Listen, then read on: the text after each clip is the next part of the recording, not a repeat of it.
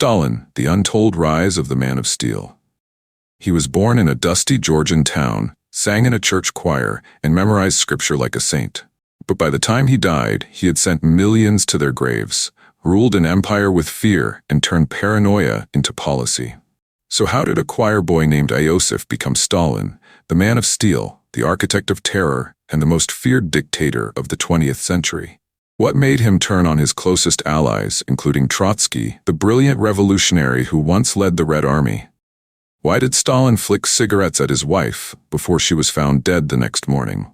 So buckle up, because once you enter Stalin's world, you'll be asking, who was the real monster, Stalin or the system that let him thrive? Once upon a time, in the rough-and-tumble Georgian town of Gori, a shoemaker's son named Josef Vissarionovich Jugashvili was born into a household where hugs were rare and beatings were routine. His father, Besso, was a shoemaker with a drinking problem and fists like anvils. His mother, Ekaterina, was a devout woman who hoped her son would find salvation in the church. Spoiler alert, he didn't. Young Stalin excelled at school, sang in the choir, and had a memory sharper than a Cossack's saber. But instead of sticking with the Bible, he fell in love with Marx and Engels. By 1899, he was expelled from seminary for being too revolutionary. Imagine getting kicked out of theology school for being too into politics. He adopted the name Koba, a Georgian folk hero, and began organizing strikes, writing fiery articles, and getting arrested like it was a hobby. After a dozen arrests and Siberian exiles, Stalin caught Lenin's eye. Lenin, always on the lookout for loyal bulldogs, dubbed him the Wonderful Georgian. In 1912, Stalin joined the Bolshevik Central Committee and rebranded himself as Stalin, Man of Steel. Subtlety was not his strong suit. When the Russian Empire crumbled in 1917, Stalin returned from exile and took over Pravda, the Bolshevik newspaper. He played nice with the provisional government until Lenin returned and scolded him like a disappointed dad. Stalin quickly flipped the script and became more radical than a punk rock concert. In October 1917, Lenin and Trotsky led the Bolsheviks in a coup that toppled the provisional government. Stalin got a seat at the table as Commissar of Nationalities. During the Civil War, he was sent to Tsaritsyn, later Stalingrad, and clashed with Trotsky, the brilliant military strategist. Stalin, never one for teamwork, sabotaged Trotsky's efforts and even left his supporters to drown on a barge. That's not just betrayal, it's nautical murder. Lenin, the revolutionary rock star, had one final encore to play before exiting stage left. In late 1922, after Stalin brutally crushed a Georgian rebellion, his own homeland, mind you, Lenin was livid. He penned a political will that basically said, "Stalin's too rude, fire him." Not exactly subtle. But Stalin wasn't about to let a little thing like Lenin's dying wish get in the way of his career. While Lenin lay incapacitated from strokes, Stalin called Lenin's wife and unleashed a verbal tirade so vile it could curdle vodka. When Lenin found out, he was so enraged that many believe it hastened his death. And who organized Lenin's funeral? Stalin. Who carried the coffin? Stalin. Who turned Lenin into a secular saint and renamed Petrograd to Leningrad? Stalin. It was the political equivalent of murdering someone and then giving the eulogy. From that moment on, Stalin wrapped himself in Lenin's legacy like a blood-stained blanket. To question Stalin was to blaspheme Lenin. Genius if you ignore the body count. Trotsky, Lenin's intellectual heir and military mastermind, was the last man standing between Stalin and total control. But Stalin was playing chess, while Trotsky was still writing essays. In 1925, Stalin forced Trotsky to resign as Commissar of War. By 1927, Trotsky was expelled from the Communist Party and exiled to Kazakhstan, a place so remote even the goats looked lost. Stalin wasn't done. He chased Trotsky across continents like a Soviet Terminator, eventually having him assassinated in Mexico with an ice pick to the skull. Subtlety was never Stalin's strong suit. Stalin's personal life was no less tragic. In 1919, he married Nadezhda Alliluyeva, a bright young revolutionary. They had 2 children, Vasily and Svetlana. But their marriage was a Cold War of its own. At a party in 1932 celebrating the October Revolution, Stalin publicly humiliated Nadezhda, flicking cigarettes at her and calling her "Hey you." The next morning, she was found dead from a gunshot wound. Officially suicide. Unofficially? Let's just say the Kremlin doesn't do happy endings. Lenin had tried to fix the economy with his new economic policy. Stalin took one look and said, "Nah, let's go full apocalypse." In 1928, he launched collectivization, aiming to turn peasants into factory-style farmers. The kulaks, wealthier peasants, were declared enemies of the state. Stalin ordered their liquidation as a class. Translation: shoot them, deport them, or let them starve.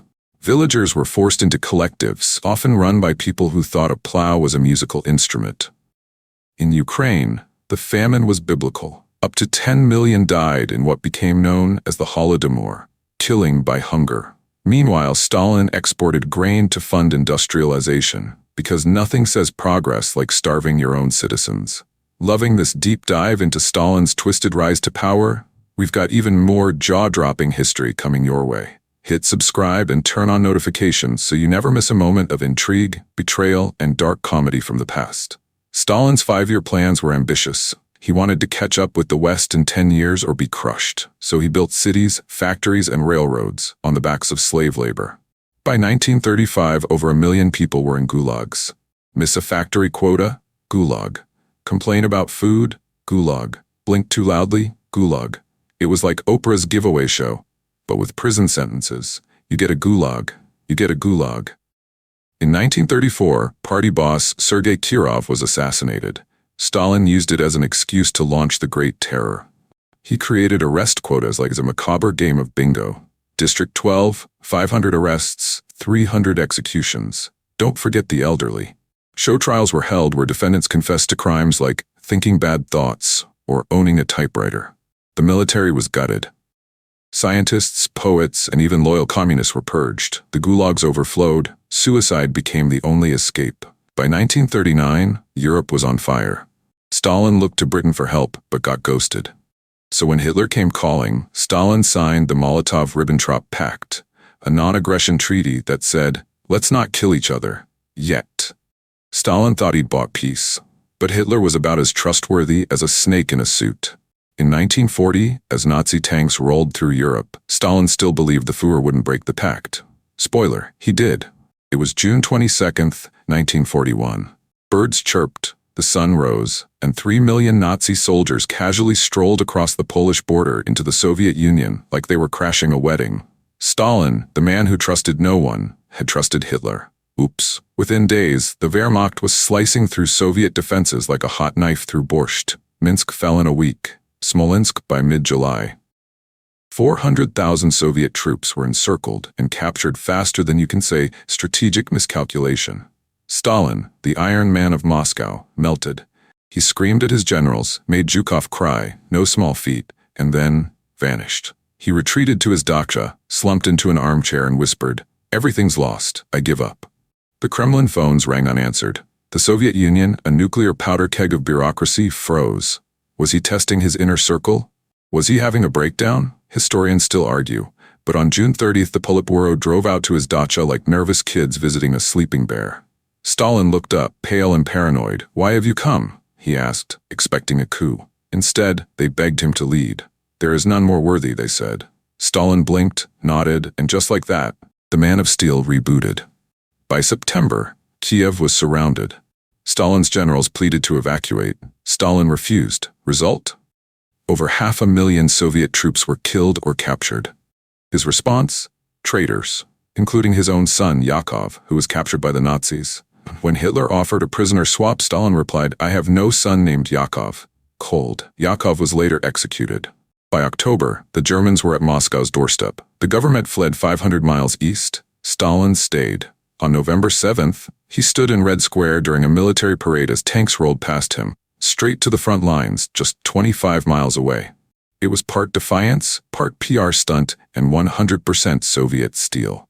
Then came the Russian winter. Hitler's troops, dressed for autumn, froze. Soviet forces, fueled by rage and cabbage, counterattacked. Moscow held. The tide turned. Stalin, ever the chameleon, now rebranded himself as Uncle Joe. At the Tehran Conference in 1943, he met Churchill and Roosevelt, charming them with vodka toasts and deadpan humor.